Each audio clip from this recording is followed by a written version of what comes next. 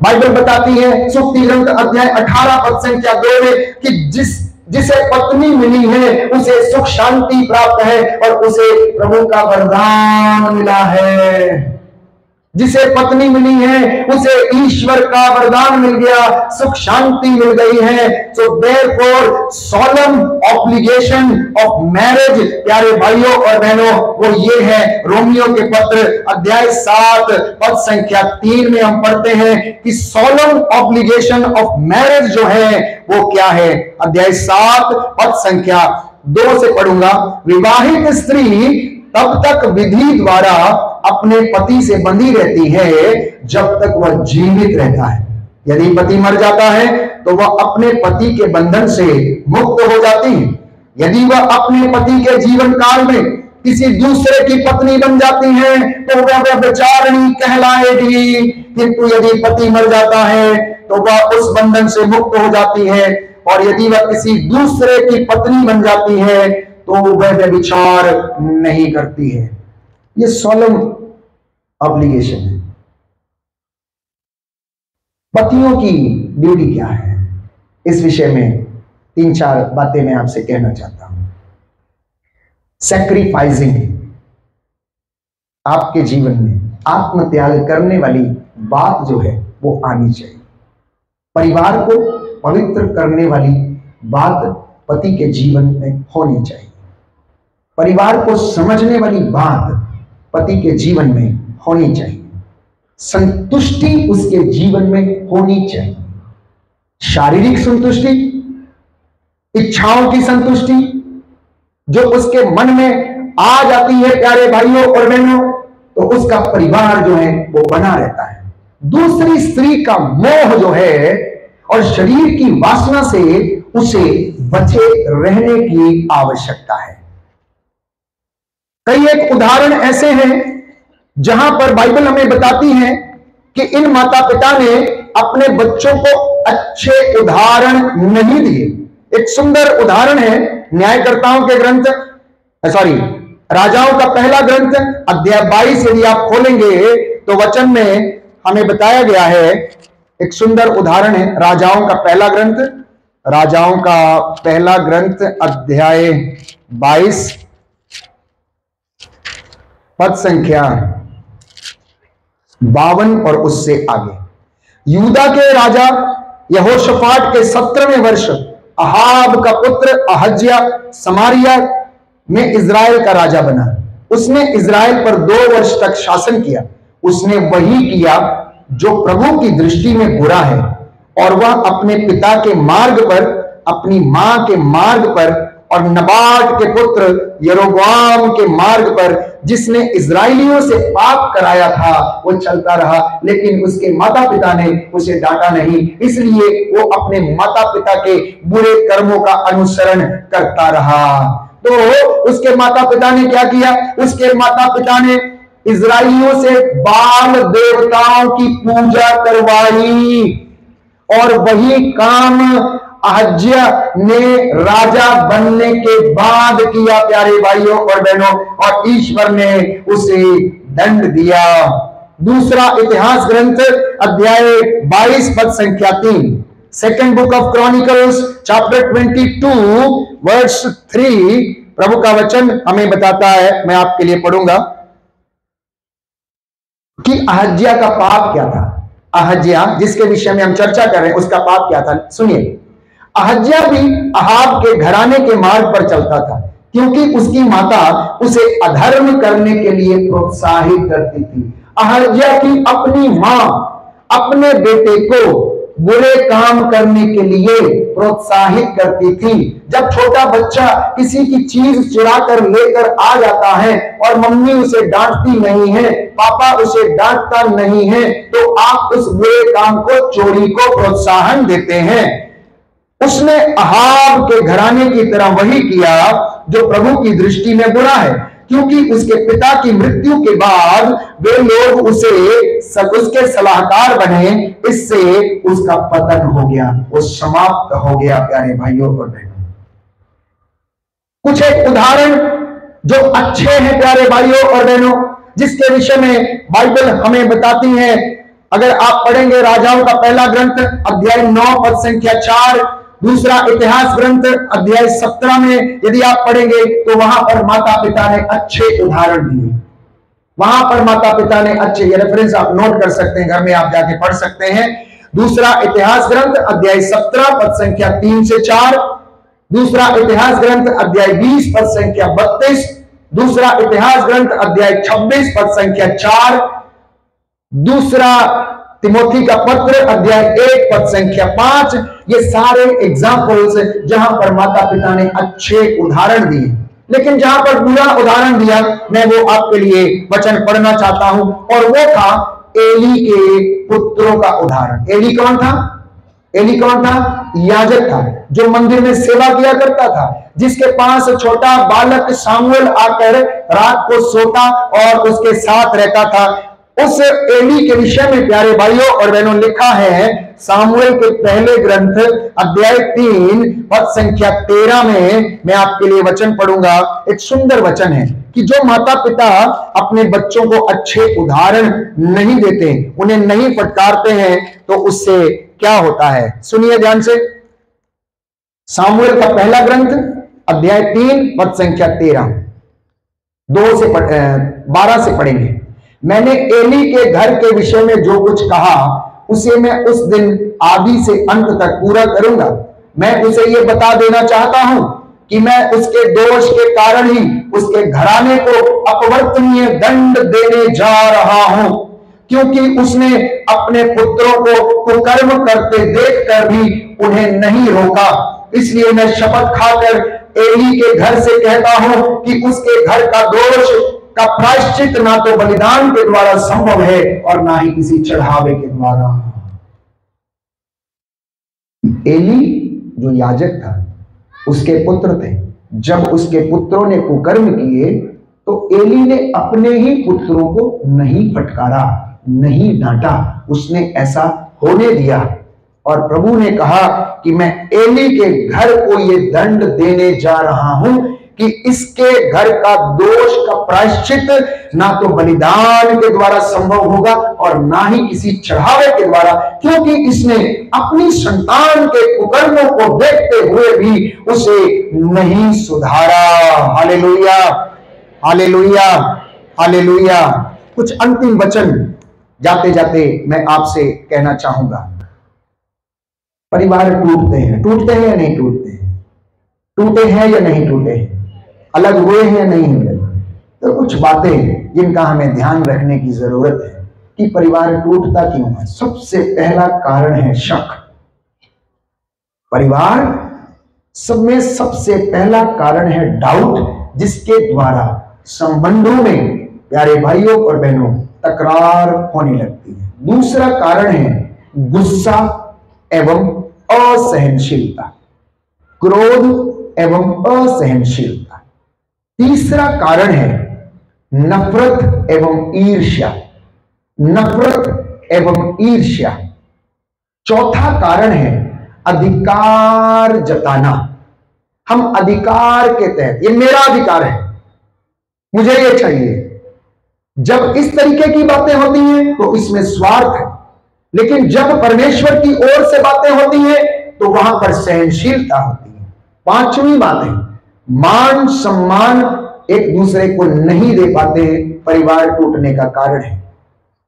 छठवीं बात है तीसरे व्यक्ति की घर में दखल अंदाजी, तीसरे व्यक्ति का दाम्पत्य जीवन में प्रवेश आपके घर को तोड़ सकता है, रिश्तों को तोड़ सकता है। इसलिए किसी भी तीसरे व्यक्ति का प्रवेश आपके घर में नहीं होना चाहिए। सातवीं बात, आपकी वैवाहिक शैया पवित्र होनी चाहिए। दूल्हा दुल्हन का जो बिस्तर है वो पवित्र होना चाहिए, उस पर केवल उनका अधिकार है, तीसरे व्यक्ति का वहां पर कोई अधिकार नहीं है। जिस दिन वो दूषित होगा उस दिन अपवित्रता घर में पनपने लगेगी और चोर वहां पर सेंध लगाएगा और रिश्ते अपवित्र हो जाएंगे। आठवीं बात है गैर जिम्मेदार पति अथवा पत्नी अपने परिवार को गैर जिम्मेदारियों के कारण वो टूट सकते हैं। 9वीं बात, घर में इन लॉस की अगर बेवजह से दखल अंदाजी होती है तो परिवार में रिश्ते टूट सकते हैं। 10वीं बात, अगर जीवन में विश्वास की कमी है प्रभु के प्रति, वचन के प्रति, तो वहां पर ईश्वर का निवास नहीं रह जाता। 11वीं बात, प्रार्थना का घर में नहीं होना ये परिवार को तोड़ सकता है। धार्मिक शिक्षा, कैटेकिज्म, तालीम का घर में नहीं होना परिवारों में बच्चों के जीवन में अशांति पैदा कर सकता है। बच्चों के जीवन में परिवार में यदि अच्छे संस्कार नहीं है तो प्यारे भाइयों और बहनों, आपका घर टूट सकता है। एक दूसरे को यदि क्षमा नहीं कर पाते हैं तो आपका परिवार टूट सकता है। और अगर घर में नशा है तो प्रियजनों, ये नशा पूरे घर को बर्बाद कर सकता है। चाहे वो ड्रग्स का नशा हो, चाहे वो मदिरा हो या किसी प्रकार का नशा हो, वो घर को बर्बाद कर सकता है। ना केवल शरीर को, आपके आर्थिक स्थिति को भी वो नुकसान पहुंचा सकता है। और बच्चे उसी से गलत शिक्षा ग्रहण करके अनेक प्रकार के बुराई में फंस जाते हैं, क्योंकि मदिरा पीने से वासना उत्पन्न होती है। और वासना प्यारे भाइयों और बहनों पाप को जन्म देती है, और बाइबल कहती है पाप का वेतन मृत्यु है। इसलिए मदिरा से परहेज करें। ये आपके परिवारों के लिए, बच्चों के लिए अच्छा नहीं है। ये तमाम कारण हैं जिनसे परिवार टूटता है। दूसरी स्त्री का या पति का मोह जो है आपके परिवार को तोड़ सकता है। दूसरे स्त्री या परिवार के शरीर की ओर आसक्त होने के कारण आपके रिश्तों में दरार आ सकती है।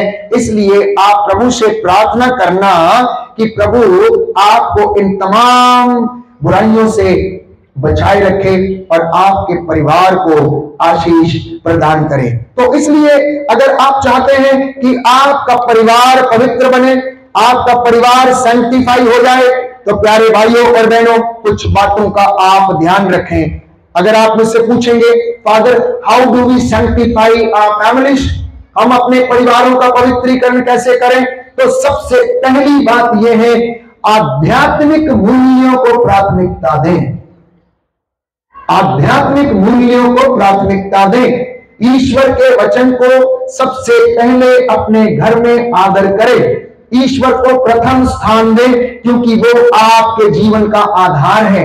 दूसरा, विश्वास और प्रार्थना में मजबूत रहें। तीसरा, कलीसिया में जो संस्कार वितरित किए जाते हैं उन संस्कारों को योग्य रीति से और पवित्रता में ग्रहण करें। चौथा, यीशु क्रिस्त को अपने परिवार का केंद्र बनाएं और मुखिया बनने के लिए उन्हें आमंत्रित करें। पांचवा, त्याग भरा जीवन व्यतीत करने की कोशिश करें। छठवां, जीवन में संतुष्ट रहे जो आपके पास है। पत्नी चाहे जैसी भी हो, पति चाहे जैसी भी, वो आपका है, वो आपकी है। बच्चे चाहे जैसे भी हो, वो आपके हैं। आपने उन्हें जन्म दिया, उनको कोसे नहीं, अपने भाग्य को ना कोसे, परंतु परमेश्वर पर विश्वास करें। सातवां है आदर, सम्मान और सेवा भाव में बढ़ते जाएं। आठवीं बात पवित्रीकरण के लिए है कि पवित्र करने वाला प्यार एक दूसरे को दिखाएं और एक दूसरे से इन शब्दों को बोले, I am sorry, I love you, मैं क्षमा चाहता हूं, सुबह मैंने आपसे गुस्सा किया, छोड़ो अभी उस गुस्से को, कोई बात नहीं, गलती से बोल दिया, I am sorry, come on let us eat together. कभी कभी पति पत्नी में झगड़ा होता है, एक एक महीने तक पड़ा रहता है, साथ में बैठकर खा नहीं पाते। मम्मियां ध्यान रखिए, जब आप गुस्से में खाना बनाएंगी तो खाने में और ज्यादा गुस्सा आएगा। जानती हैं आप? लो खाओ खाओ, और ज्यादा उसके मन में गुस्सा आएगा। जितना प्यार उस रोटी में डाल के भेजेंगी उतना प्यार बच्चे के जीवन में आएगा। उतना प्यार आपके पति के जीवन में आएगा। जितना प्यार आप दिखाएंगे उतना ही प्यार आपको मिलेगा। प्यारे भाई और बहनों, रिलेशनशिप इज रेसिप्रोकल, आदान प्रदान करने वाला, लेना और देना, लेकिन इसमें स्वार्थ नहीं हो, अपेक्षाएं ज्यादा नहीं होनी चाहिए, जरूरत के अनुसार अपेक्षा करना, एक दूसरे को सहन करना, एक दूसरे के शरीर को समझना, एक दूसरे की भावनाओं को समझना, एक दूसरे की केमिस्ट्री को समझना, एक दूसरे की बायोलॉजी को समझना, तब आप निस्वार्थ प्रेम कर सके। वासनाओं की तृप्ति के लिए नहीं। पति बीमार है या पत्नी बीमार है और आप उससे अपेक्षा कर रहे हैं कि आज आप जो करना चाहते हैं यदि नहीं करता है तो आप उसके ऊपर अभियोग लगाते हैं। प्यारे भाइयों और बहनों, अपनी वासनाओं को अपने वश में रखिएगा, अपने इमोशंस को अपने वश में रखिए। पत्नी अगर बीमार पड़ गई, कोई घर में नहीं है, पति की जिम्मेदारी होती है कि सुबह उठकर एक कप चाय उसको बना कर दे। अगर सिर में दर्द है, पैर में दर्द है, पेट में दर्द है, कुछ भी है, तो पति की जिम्मेदारी है कि वो रोटी बना ले। या इसे सीखना चाहिए, बनाना सीखना चाहिए, सीखना चाहिए, जरूरी है। इसमें कोई बुरी बात नहीं है, इसमें कोई बुरी बात नहीं है। मैं नहीं समझता इसमें कोई बुरी बात है। अगर किसी को बुरा लग रहा है तो मैं क्षमा चाहता हूं, लेकिन इसमें कोई बुरी बात नहीं। आखिर आपकी पत्नी किसी दूसरे की तो है नहीं, है या नहीं है? मम्मियां राजी है मुझसे या नहीं राजी? पिताजी राजी है या नहीं राजी है? एक दूसरे के लिए बने हैं आप लोग। एक गीत तो हम गाया करते थे ना पहले, हम बने तुम बने एक दूसरे के लिए। I don't know what you say, I don't know what you say. तो प्यारे भाइयों और बहनों, भाई संदीप कह रहे थे हमारे उनकी संगति में एक भाई था, और वो ऐसे प्रचार करते करते लोगों को बताया करता, बंगाली में एक सुंदर शब्द है, अमी तुम्हाके भालो अच्छे है। तो प्रभु यीशु कहता है कि आप लोग एक दूसरे से कहो कि आमा तुम्हाके भालो अच्छे, मैं तुमसे प्रेम करता हूं, तुम मेरी हो, मेरी हड्डियों की हड्डी हो, मेरे मांस का मांस हो, और हमारे मिलन के द्वारा ये बच्चे पैदा हुए हैं, ये किसी दूसरे के नहीं है। जिस दिन वो भावना आ जाएगी, आप एक दूसरे को पवित्र करते जाएंगे, करते जाएंगे। इसलिए मम्मी विशेष रूप से ध्यान रखना, आप जब रसोई में खाना बनाती हैं तो गुस्से में आके खाना ना बनाएं, गाली देते समय खाना ना बनाएं। मैं इसलिए बोलता हूं हालेलुया बोलते जाओ, उस समय प्रभु का वचन बोलते जाओ, प्रभु इस आटे को पवित्र करो, प्रभु इस परात को आशीर्वाद दे दो, और आपके घर में किसी चीज की कमी नहीं रही।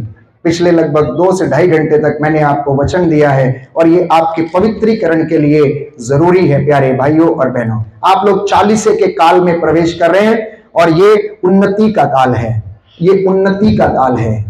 आप लोग धर्मी बनने की आप कोशिश कर रहे हैं, पवित्र बनने की कोशिश कर रहे हैं। तो इस 40 के काल में आप इन तमाम चीजों से परहेज करें, रेजोल्यूशन लेना। 40 का काल प्यारे भाइयों और बहनों, नशे से, व्यसन से आप परहेज करें, बुरी आदतों से परहेज करें, पान, बीड़ी, गुटखा, सिगरेट से आप परहेज करें, गलत विचारों से आप परहेज करें। जो उपवास करते हैं, उस उपवास का जो आपका खाना है उसे आप एक जगह इकट्ठा करें और किसी ऐसे व्यक्ति को दें जिसे वो खाना नहीं मिलता है, तब उपवास आपका असली समझा जाएगा। ऐसा नहीं कि सुबह बचा लिया, दोपहर को बचा लिया और शाम को खा लिया पूरा, कोई फायदा नहीं। जिस दिन आप उपवास करते हैं उस पूरा दिन वचन पर मनन चिंतन करें, अपने मुख को गाली देने मत दें, प्रभु के साथ पवित्रता में रहें। और ऐसा नहीं कि 40 के काल में, उपवास काल में आपने बहुत त्याग किया, बहुत पवित्रता दिखाई, उपवास काल बीता और आप फिर से वैसे बन गए। ऐसा भी नहीं होना चाहिए, ऐसा भी नहीं होना चाहिए। ये निर्णय लेने हैं। कितने लोग निर्णय लेने के लिए तैयार हैं? मैंने परसों से आपको ऐसी ऐसी गंभीर बातें बताई हैं जीवन से संबंधित, जो बाइबल हमें बताती है। प्यारे भाइयों और बहनों, आप निर्णय लेने के लिए तैयार हैं उन बातों के लिए? अगर आप हाँ कहते हैं तो प्रभु ने आपके जीवन में वो नया काम शुरू कर दिया है, और आप एक सच्चे विश्वासी के रूप में प्रभु के सामने कलीसिया में चमकेंगे। और प्रभु कहता है तुम्हारी ज्योति उषा की तरह लोगों के बीच में चमकेगी, और लोग आपको देखेंगे और बोलेंगे ये कौन लोग हैं, इन्हें क्या हो गया है, ये बदले बदले से लगते हैं, पहले ऐसे नहीं थे, अब इन्हें क्या हो गया है, क्या इन्होंने सुन लिया, इन्होंने क्या खाया जो ये बदल गए हैं। लोग ऐसी बातें करेंगे आपके विषय में और कहेंगे प्रभु, जैसा प्रभु यीशु ने कहा लोग तुमको तुम्हारी बातों और तुम्हारे काम को देखकर जानेंगे कि तुम मेरे अनुयायी हो। बोलिए आमीन। खड़े हो जाइएगा।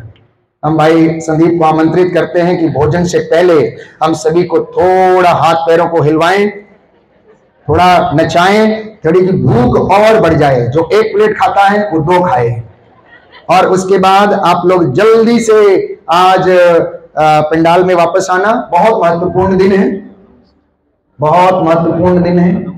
काफी एक्सरसाइज आपको करानी है। जब आप भोजन के बाद वापस आएंगे, पति पत्नी और अपने 2 बच्चे साथ में लेकर बैठना। अगर दादा दादी हैं साथ में तो इधर दादा, इधर दादी, इधर मम्मी, इधर पापा, इधर बच्चे। और यदि सास है, ससुर है, देवर देवरानी आए हैं तो आप साथ में एक लाइन में बैठेंगे तो बहुत अच्छा है। प्रभु चाहता है कि आज जो आपने सुना है उसे अपने बीच में एग्जीक्यूट करें। और याद रखिएगा, जब आप वापस आएंगे तो अपने बीच में एक व्यक्ति के आने जाने की जगह आप जरूर छोड़ें। एक व्यक्ति के आने जाने की जगह आप बीच में छोड़ें, क्योंकि पुरोहित आपको आकर पवित्र तेल से ब्लेस करेंगे। अभी नहीं, खाने के बाद जब आप आएंगे अच्छी तरह से आप लोग बैठेंगे, वो पवित्रता के और चंगाई के क्षण होंगे। फादर कुछ सूचना देना चाहते हैं? हालेलुया। आइए प्रभु की तारीफ करें, मेरे साथ एक हो जाए और नाच सकते हैं आप।